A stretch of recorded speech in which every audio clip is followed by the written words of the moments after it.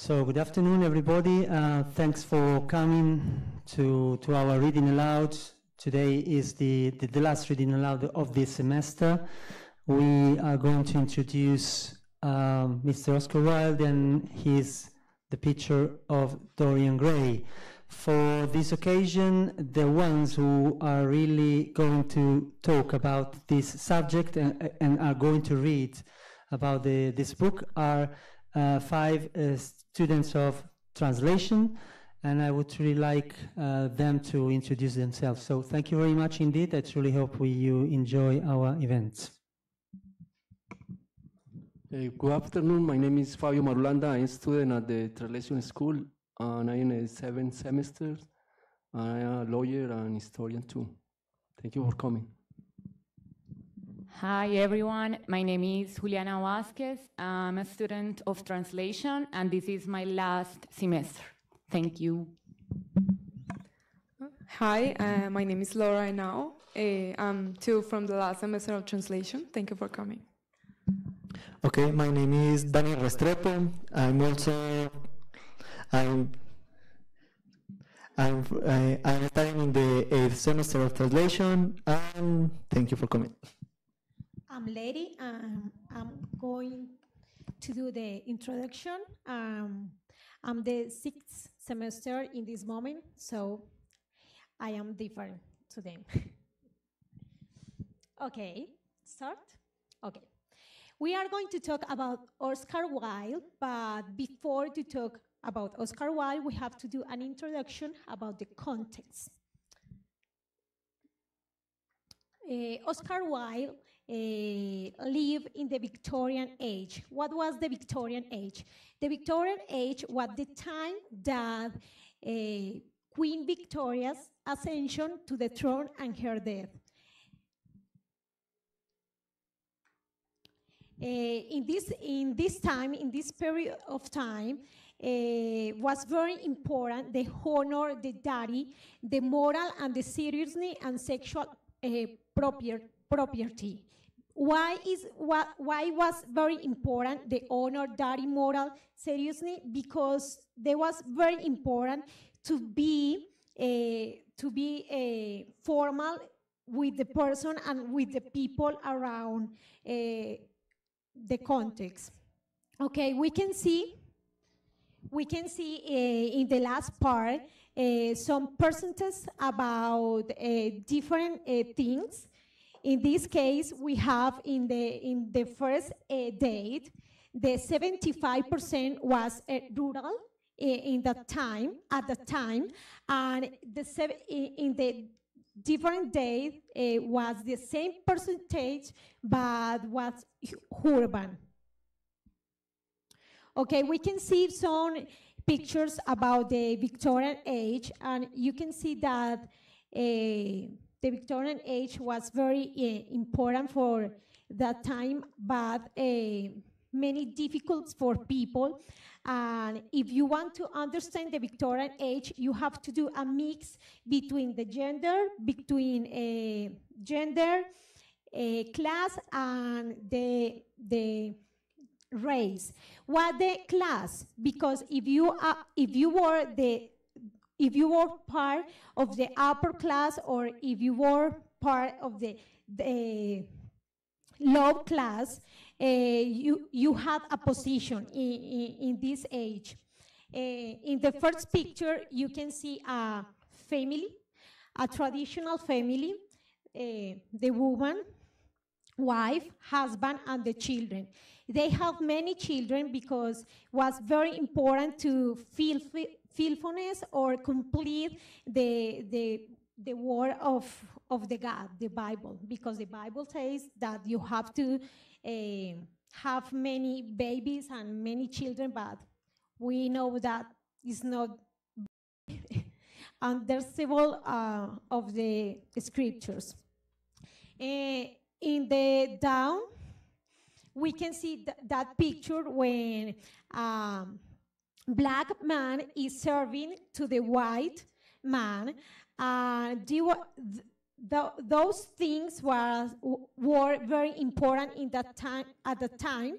And you can see here in this picture when people cannot eat very well, they were not paid very well for their works. So the Victorian age was a period that many England people don't like. Okay, Oscar Wilde, during the trials, he said a nice sentence, a nice phrase that we have to read, and it's this one. I should say that one man's poetry is another man's poison.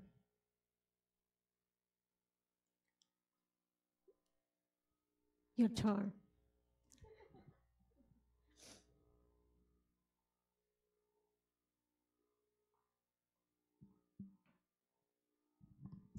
Thank you. So let's take a look at his early life.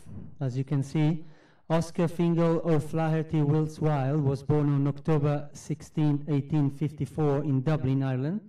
His father, William Wilde, was an acclaimed doctor who was knighted for his work as medical advisor for the Irish censuses.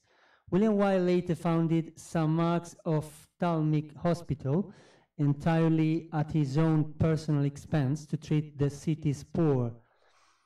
Oscar Wilde's mother, Jane Francesca Elgie, was a poet who was closely associated with the Young Islander Rebellion of 1848, a skilled linguist whose acclaimed English translation of Pomeranian novelist Willem Meinhold's Sidoniathi.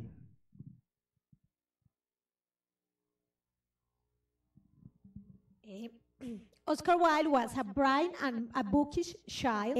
He was very smart and intelligent, and he attended many schools, important schools, as you can read, the Royal School, the College Foundation Scholarship, and he always studied.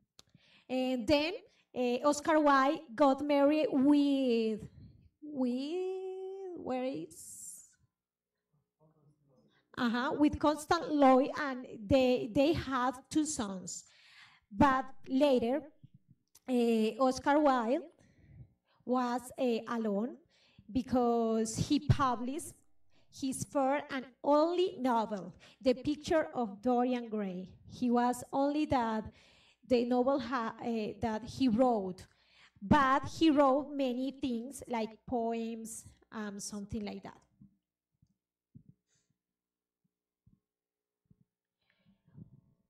Okay, Oscar Wilde was in a trial, and he had many problems because he was accused because of sodomite, sexual things, and he died alone, without wife and without sons. And then he died because of meningitis.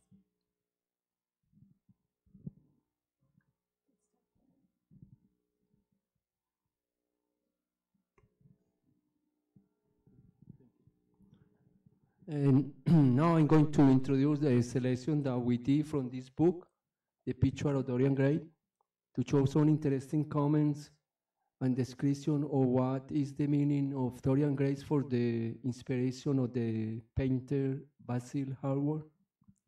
As Professor Luca has shown us in class, this author, Oscar Wilde's masterpiece, is about the duality and dualisms, how this was understood at that time where few or nothing was known about psychoanalysis.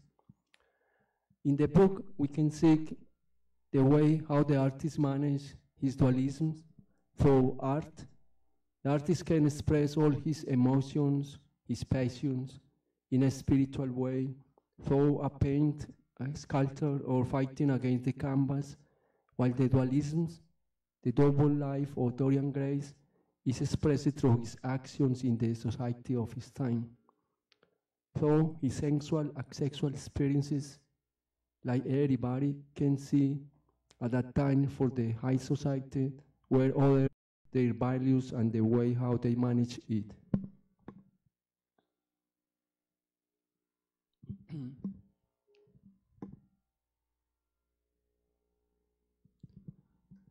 In the center of the room, clamped to an upright easel, stood the full-length portrait of a young man of extraordinary personal beauty. And in front of it, so little distance away, was sitting the artist himself, Basil Howard, whose sudden disappearance some years ago caused, at the time, such public excitement and gave rise to so many strange conjectures. He is all my art to me now, said the painter gravely. I sometimes think, Harry, that there are only two eras of any importance in the world's history. The first is the appearance of a new medium for art, and the second is the appearance of a new personality also. What the invention of oil painting was to the Venetians, the face of Antinous was to the Greek sculptor, and the face of Dorian Gray will someday be to me. It is not merely that I paint from him, draw from him, sketch from him. Of course, I had done all that, but he is much more to me than a model or a sitter. I won't tell you that I am dissatisfied with what I have done of him, or that his beauty is such that art cannot express it. There is nothing that art cannot express. I know that the work I have done since I met Dorian Gray is good work, is the best work of my life.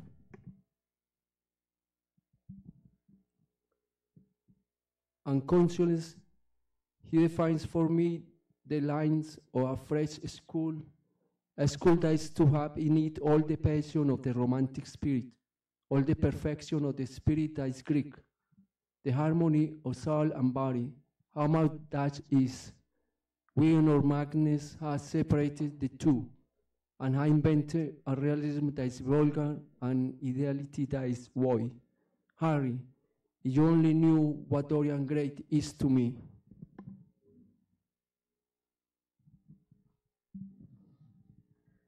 Okay, hi.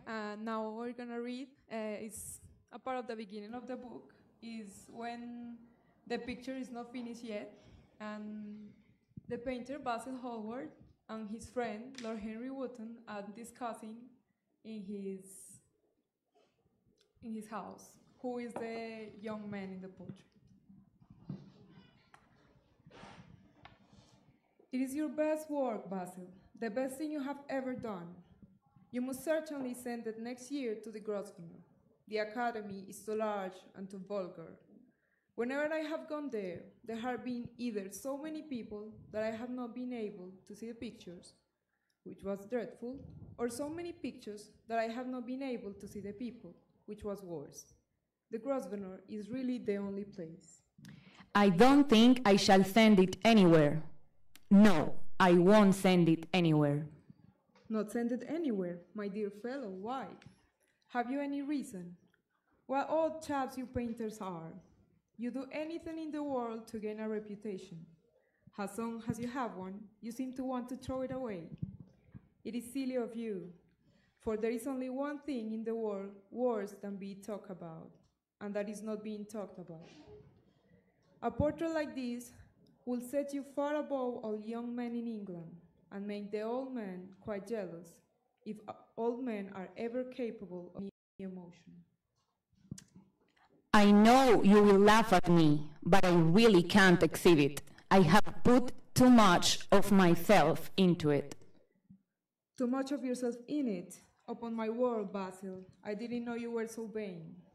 And I really can't see any resemblance between you, with your rugged, strong face and your cold black hair, and this young Adonis, who looks as if he was made up of ivory and rose leaves. Why, my dear Basil, he is a Narcissus. And you, well, of course you have an intellectual expressions and all that, but beauty, real beauty, ends where an intellectual expression begins. Intellect, it is in itself a mold of exaggeration and destroys the harmony of any face. The moment one sits down and to think, one becomes all nose or all forehead or something horrid. You don't understand me, Harry. Of course I am not like him.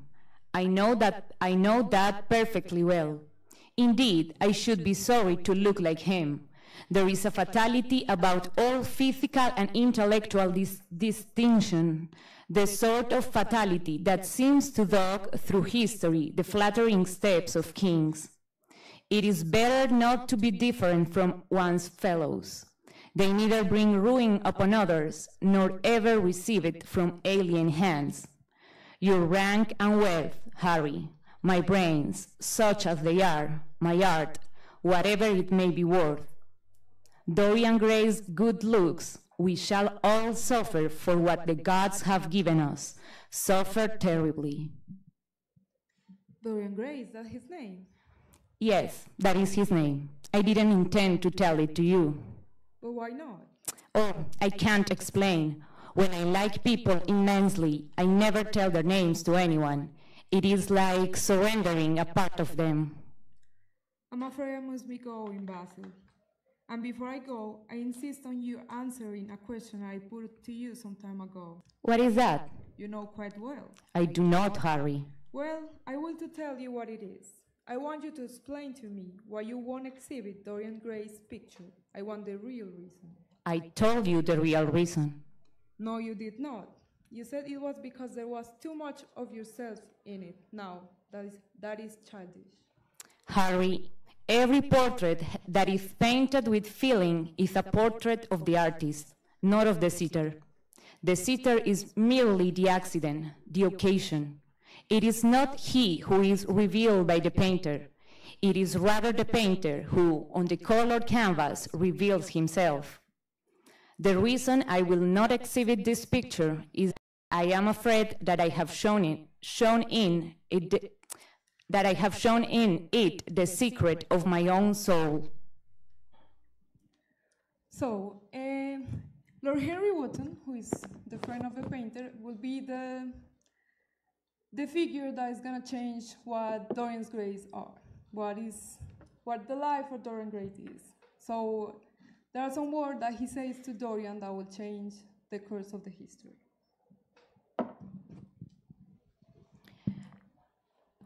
You have the most marvelous youth, and youth is the one thing worth having. No, you don't feel it now. Someday, when you are old and wrinkled and ugly, when thought has seared your forehead with its lines, and passion branded your lips with its hideous fires, you will feel it. You will feel it terribly. Now, wherever you go, you charm the world. Will it always be so? Yes, Mr. Gray, the gods have been good to you. But what the gods give, they quickly take away. You have only a few years in which to live really, perfectly, and fully. Realize your youth while you have it.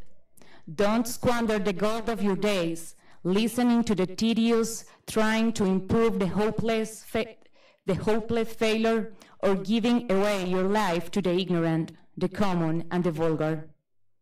These are the sickly aims, the false ideals of our age. Live the wonderful life that is in you. Let nothing be lost upon you. Be always searching for new sensations. Be afraid of nothing. A new hedonism, that is what our century wants. You might be its visible symbol. With your personality, there is nothing you could not do. The world belongs to you for a season.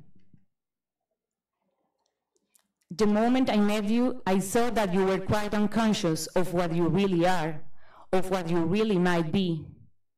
There was so much in you that charmed me that I felt I must tell you something about yourself. I thought how tragic it would be if you were wasted. Our limbs failed, our senses rot. We degenerate into hideous puppets, haunted by the memory of the passions of which we were too much afraid, and the exquisite temptations that we had not the courage to yield to. Youth, there is absolutely nothing in the world but youth. are because of these strong words that Lord Henry says to Dorian Gray the first afternoon they met, that Dorian's, when he's in front of the finished picture of himself, he exclaimed the next words. "How sad it is," murmured Dorian Gray with his eyes still fixed upon his own portrait. "How sad it is, I shall grow old and horrible and dreadful, but this picture will remain always young. It will never be older than this picture, that this particular day of June. If it were only the other way, if it were I who was to be always young, and the picture that was to grow old, for that I will give everything. Yes, there is nothing in the world that I will not give. I will give my soul for that."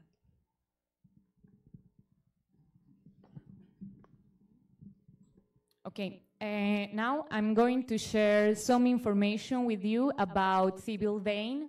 She's a very important character in the novel because Dorian Gray falls in love with her, or he thinks he falls in love with her. When he goes to the theater and sees her acting Juliet from Romeo and Juliet, he falls in love with her. And he says things like this: "She is all the great heroines of the world in one. She is more than an individual. I tell you, she has genius. I love her, and I must make her love me.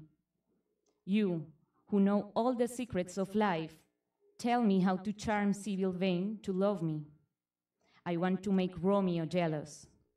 I want the dead lovers of the world to hear our laughter and grow sad. I want a breath of our passion to stir their dust into consciousness, to wake their ashes into pain. My God, Harry, how I worship her." He was walking up and down the room as he spoke. Hectic spots of red burned on his cheeks. He was terribly excited. So he's so in love with her that, I'm sorry.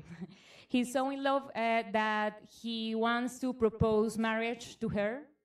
And even if he doesn't really know her, because he only has seen her on the stage. And here he describes how they got engaged.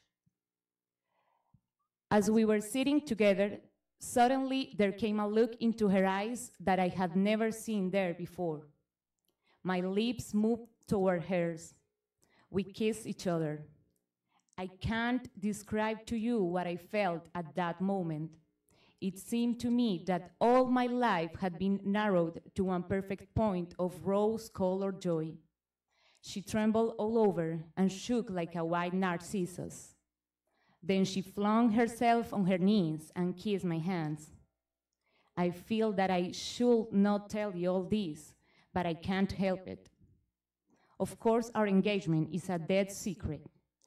Not even told her own mother."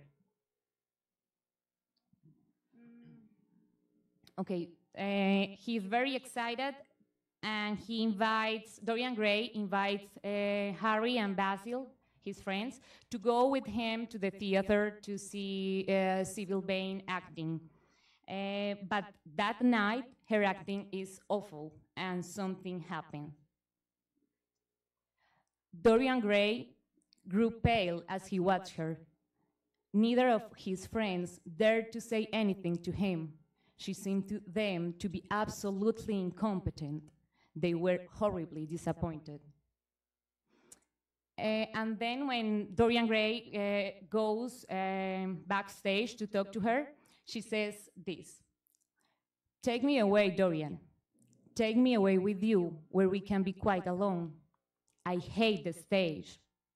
I might mimic a passion that I do not feel, but I cannot mimic one that burns me like fire. Oh, Dorian, Dorian, you understand now what it all means. Even if I could do it, it would be profanation for me to play at being in love. You have made me see that."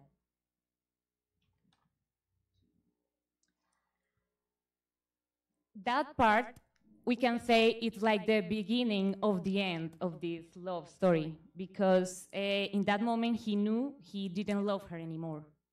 And he answered this horrible thing. You have killed my love. You used to stir my imagination. Now you don't even stir my curiosity. You simply produce no effect.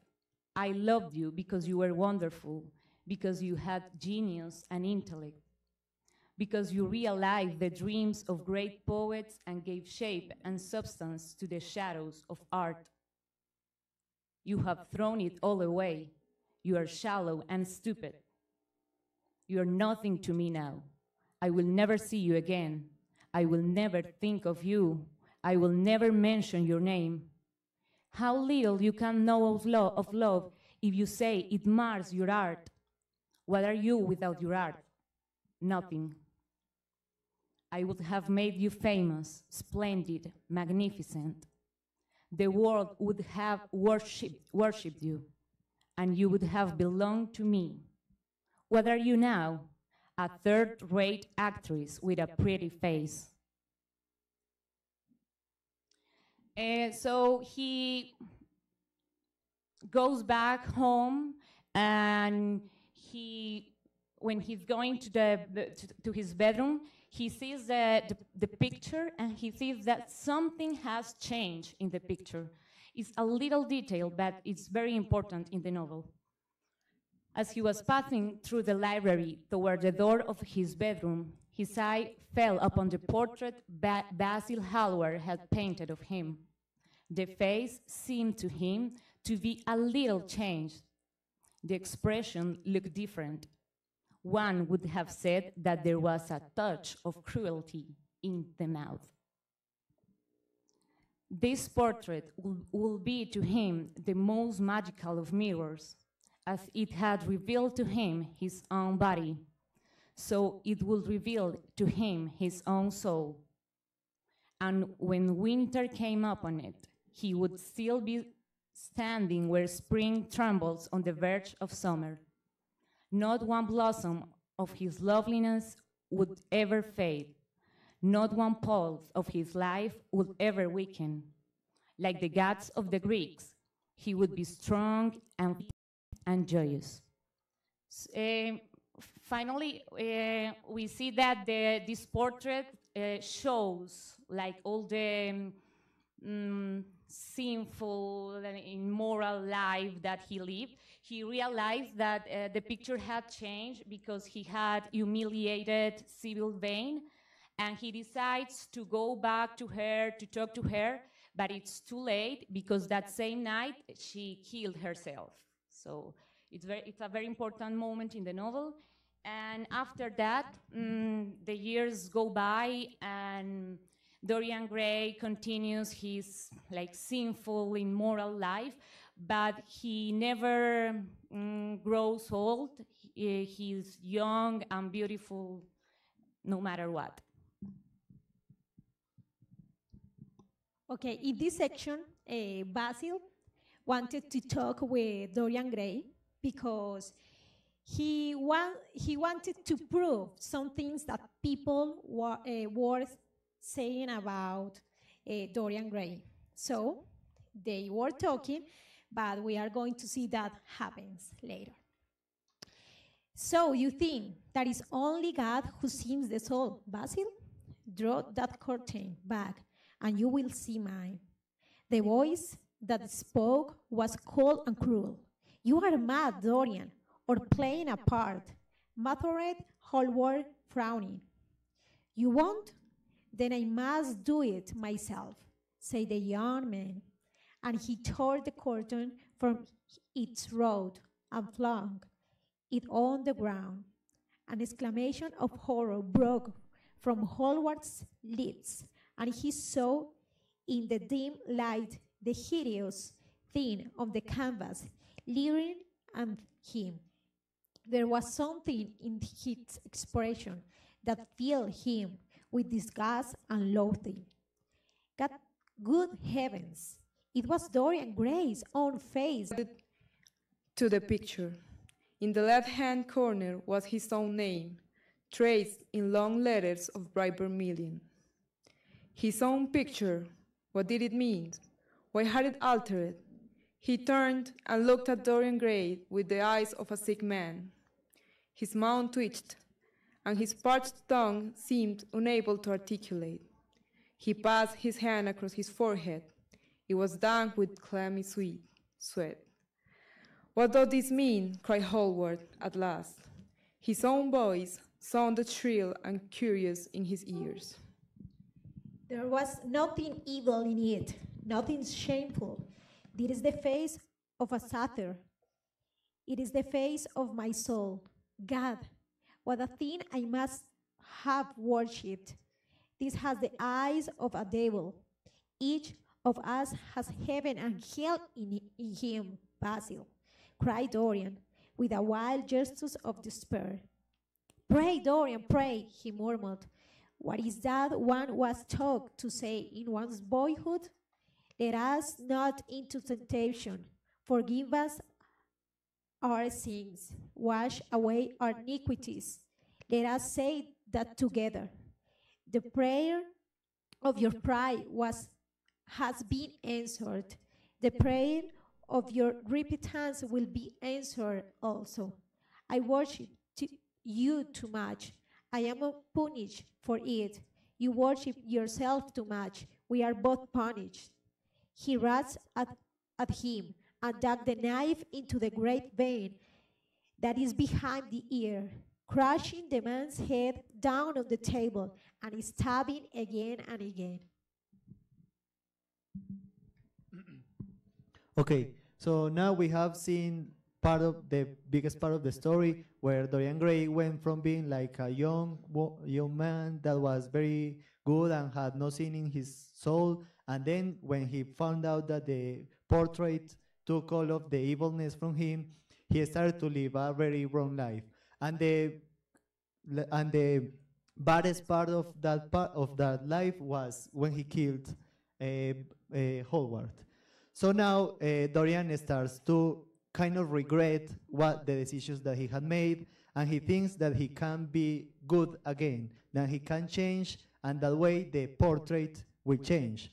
So he decides to start a relationship with a woman that lives outside the city, and he tells that woman that he's a poor man, that he has no money, that he's lonely, and that he wants to live a calm and peaceful life. And he thinks that doing that and changing the way he acts with other people will change somehow the picture. So now we will see what happens when he goes back to his house and see the picture again, and he realized that it's not really changed. So was it really true that one could never change? He felt a wild longing for the unstained purity of his boyhood, his rose-white boyhood, as Henry had once called it. He knew that he had tarnished himself, filled his mind with corruption and given horror to his fancy, that he had been an evil influence to others and had experienced a terrible joy in being so, and that of the lives that had crossed his own, it had been the fairest and the most full of promise that he had brought to shame. But was it all irretrievable? Was there no hope for him? Ah, in what monstrous moment of pride and passion he had prayed that the portrait should bear the burden of his days, and he kept the unsullied splendor of eternal youth. All his failure had been due to that. Better for him that each sin of his life had brought its sure swift penalty along with it. There was purification in punishment. Not forgive us our sins, but smite us for our iniquities, should be the prayer of a man to a most just God. Once, someone who had terribly loved him had written to him a mad letter ended with these idolatrous words: "The world is changed because you are made of ivory and gold. The curves of your lips rewrite history." The phrases came back to his memory, and he repeated them over and over to himself. Then he lauded his own beauty. It was his beauty that had ruined him, his beauty and the youth that he had prayed for. But for those two things, His life might have been free from stain. His beauty had been to him but a mask, his youth but a mockery. What was youth at best? A green and unripe time, a time of shallow moods and sickly thoughts. What had he worn its livery? Youth had spoiled him. A new life. That was what he wanted. That was what he was waiting for. Surely he had begun it already. He had spared one innocent thing, at any rate. Right. He would never again tempt innocence. He would be good. As he thought of Hetty Merton, the girl he was living with, he began to wonder if the portrait in the locked room had changed. Surely it was not still so horrible as it had been. Perhaps, if his life became pure, he would be able to expel every sign of evil passion from the face. Perhaps the signs of evil had already gone away. He would go and look. A cry of pain and indignation broke from him. He could see no change, save that in the eyes there was a look of cunning, and in the mouth the cobbled wrinkle of the hypocrite. The thing still was loathsome, more loathsome if possible than before, and the scarlet dew that spotted the hand seemed brighter, and more like blood newly spilled. Then he trembled. Had it been merely vanity that had made him do this one good deed, or the desire for a new sensation, as Lord Henry had hinted, with his mocking laugh, or that passion to act a part that sometimes make us do things finer than we are ourselves, or perhaps all this. But Bassy's murder, was it to dog him all his life? Was he always to be burdened by his past? Was he really to confess? Never. There was only one bit of evidence left against him. The picture itself. That was evidence. He would destroy it. Why had he kept it so long? Once it had given him pleasure to watch it changing and growing old. Of late, he had felt no such pleasure. It had kept him awake at night. When he had been away, he had been filled with terror lest other eyes should look upon it. It had uncannily across his passions. Its mere memory had marred many moments of joy. It had been like conscience to him. Yes, it had been conscience. He would destroy it. He looked round and saw the knife that had stabbed Basil Hallward. He had cleaned it many times, till there was no stain left upon it. It was bright and glistened. As it had killed the painter, so it would kill the painter's work, and all that meant. It would kill the past, and when that was dead, he would be free. It would kill this monstrous soul life, and without these hideous warnings, he would be at peace. He seized the thing and stabbed the picture with it. There was a cry heard, and a crash. The cry was so horrible in its agony that the frightened servants woke and crept out of their rooms. Finally, after vainly trying to force the door, they got on the roof and dropped down on the balcony. The windows yielded easily. Their bolts were old. When they entered, they found hanging upon the wall a splendid portrait of their master as they had last seen him, in all the wonder of his exquisite youth and beauty. Lying on the floor was a dead man, in evening dress, with a knife in his heart. He was withered and wrinkled, and loathsome of visage. It was not till they had examined the rings that they recognized who it was. So that's how the book ends, and Dorian dies. So after this, we have some questions for you about what we have just read, and if you answer them, if you want to answer, we will give you some cookies. So we would like you to answer some questions.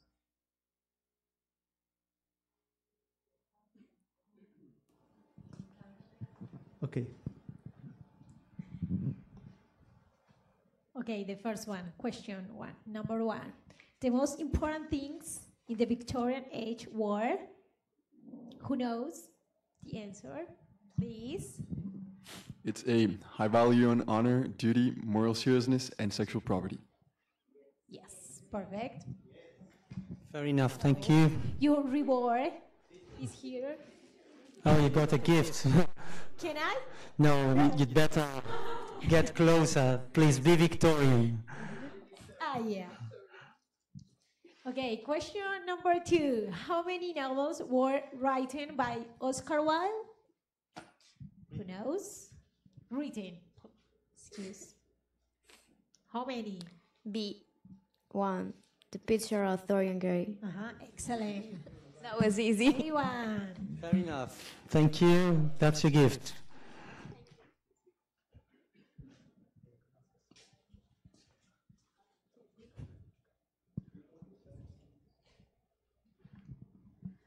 People desire eternal. Why?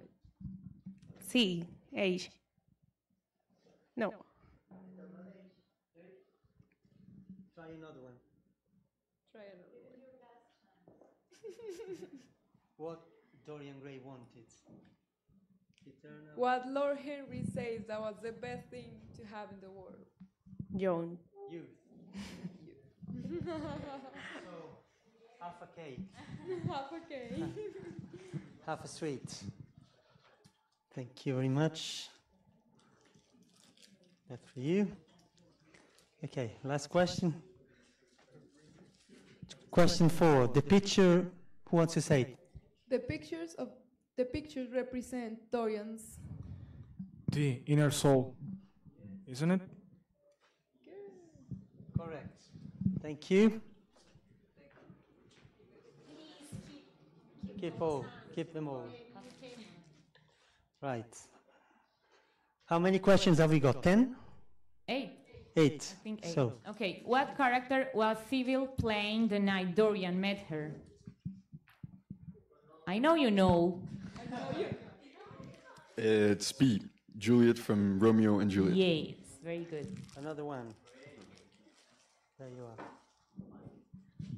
Why does Dorian decide to break off the engagement with Sybil? Do you remember that part? Take your time. D. D. Because apparently she had lost her ability to act and he felt disappointment. Yes, very good. Very good one. Nice one. Give me another one for the other. Have we got more? Okay, we have this question from the last chapter. So, according to the letter written to Dorian, what do his lips do? They make the writer wild, they rewrite history, they bring life and death, or they are the light of the century. Who knows? B. They rewrite history. Yes. Congratulations. Here you are. Thank you. So we are 4 people and 8 questions. Perfect. Dorian says that the prayer should not be forgive us our sins, but punish us for our foolishness, dismiss our boldness, chastise of us for our immorality, smite us for our iniquities. I think D again, isn't it? D, smite us. Yes. Perfect. Just one. Okay. Would you like to say something about the novel? Have you ever read the novel before hearing this presentation? Yeah, I read the book. Yes, please. Tell us something. Be brave. Use the mic. Please. I'm sorry, I don't study translation. I read the book when I was a little girl, like 5 years ago, I don't know. And the book was something incredible to me because this history is about how you see the beauty and how you can understand why people prefer beauty and John, but they cannot see your soul. I feel shy now. No, but it was great. Thank you. What did you know before this presentation about the novel, about Oscar Wilde? Not much, apparently. I learned a lot. I think it was a great selection of pieces from the book. It really gave me an idea, and I think I want to read it right now. It kind of spoiled the end for me. Thank you. But yeah, it was a great presentation. Cheers. What about you? Would you like to say something about the novel, or Dorian Gray, or Oscar Wilde, the Victorian period? Well, I actually like the opportunity to be able to know a little bit of that period. I actually didn't do some search about it, and looks interesting. And also the novel, I will try to read it. Thank you. You. Last but not least. No, please. I study engineering, level 3. I practice listening and learn pronunciation. No, but that was great. Okay, any question about the presentation, about the book, about Dorian? Or maybe questions for them? Have you got an individual question for them? Emotions, feelings? What would you like to ask? Yeah. First question. It's a trivial one. What does smite means? Smite is like punish, but like it's like harder, no? Like a punishment, but from God or something. Okay, fair enough. Okay, here goes my serious question. Do you think this is kind of a, well, I don't know if any of you can answer. Do you think this is a way of criticizing Victorian culture for being so hypocrite? I think yes. Yes, mostly because one of the characters that I loved the most was Long Henry Wotton, and he's the representation of everything in the Victorian age, from the way that he describes and make Dorian to make things. If you read the book, you're gonna see that he's like the master of Dorian's life at the beginning. And it's a picture of the society at that time. I think it is really accurate. I mean, because it was all about how people saw you. So it's like a way that Dorian seemed very clean, a very good person, but in deep inside he was really bad. So that was Victorian age too. People would always try to look better in front of others when in reality they were pretty bad or had some bad things going on. It's what we call facade. Facade is a word with C and a sign, a Portuguese sign called cedilla. Facade is written, fachada. And I think that it is very interesting to see that even if you're talking about Victorian values, we can find these values today in our society, in our context. We are living a lot of things that are mentioned in the book. Someone else? Some other questions? Think about the smart questions in order to avoid being smited for your iniquities. What do you say about? Well, I pretty much have nothing to say now. Was for them. What part did you enjoy the most? What part of the book? Or the things that they read? Which part did you enjoy the most, or you understood the most? Like, well, I like the fact of using this portrait, this picture concept to bring this this fact that there were so many people just paying attention to how they looked. And it actually makes a good connection with the pictures at the beginning, because one has to be very, very rotten inside to have other people dying of hunger just to be able to look good, better. So it was necessary to write this kind of stuff. So they have mentioned, Juliana has mentioned something about the parallelism between the Victorian society and the current society. Do you find any connections according to what you know?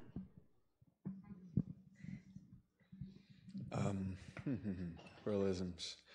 Yeah, I think there's a lot of poverty and sadness and cruelty behind what we consider to be glorious and majestic. So, for example, when we are wearing beautiful clothes, these clothes were made by slave children in Africa. The chocolate we eat is also made by slave children. So I think, yeah, there's a lot of there's like a rotten background behind the beautiful achievements of our time. That would be my position. I don't know about the rest.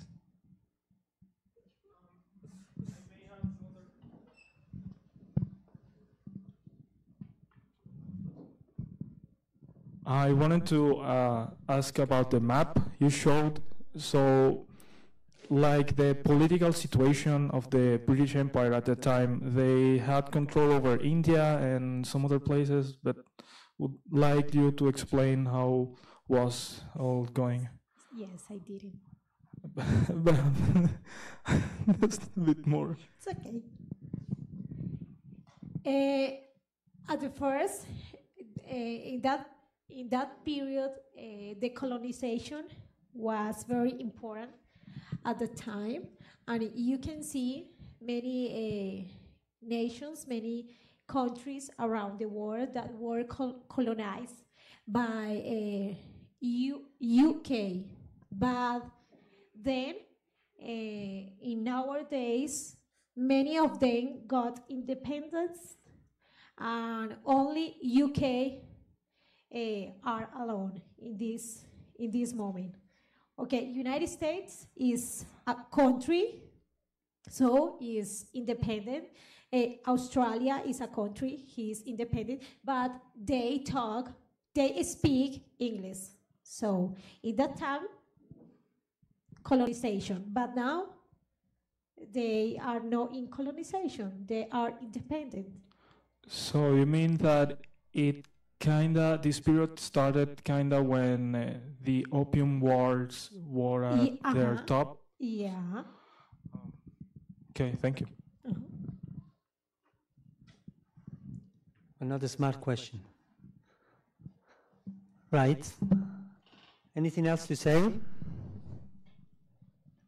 Would you like to say something just to conclude our presentation? I want to recommend you the book because it's not only like it has like a lot of topics that can be very interesting to us, but when you're reading, you find like a lot of beauty in the way he writes, and that's very appealing too. It's like reading even poetry sometimes. I really enjoy the book for that too. Well, if you want to go deeper, apart reading the books, there are two very good films. One is The Picture of Dorian Gray. It has had many versions so far. The last was released in 2009, if I'm not mistaken. And also there's a very good film about Oscar Wilde titled Wilde, a very recent one too. So the Victorian age is very deep and has lots of features. It is important, it is quite relevant to both reading and watching documentaries and films and movies. So thanks very much indeed for today's presentation. And tomorrow morning, if you have nothing better to do, we have an event at 10 in the morning. It's titled A Traveler's Diary, Diario de un Viajero. We have a presentation made by a Dutch professor from the Netherlands, who will be talking about what traveling through Europe means. So 10 in the morning, tomorrow morning here. And to conclude the week, on Friday the 18th, we have a very important venue at the School of Languages Library, which is called Encuentro con la Lectura. The subject is lenguas ancestrales, native languages. So you're all invited on Friday, 2 p.m. there at the School of Languages Library. Thank you very much indeed for today's presentation. All the best. Have a good day.